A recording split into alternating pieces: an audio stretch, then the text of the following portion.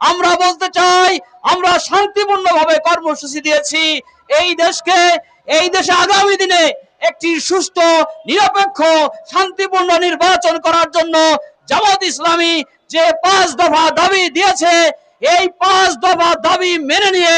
আগামীতে সুষ্ঠু নির্বাচনের ব্যবস্থা করার জন্যই আজকের আমাদের এই মানববন্ধন। সুতরাং আমরা এই বর্তমান তত্ত্বাবধায়ক সরকারের কাছে বলতে চাই, যদি আপনারা এই দেশের হাজার হাজার মানুষের রক্তের বিনিময়ে অর্জিত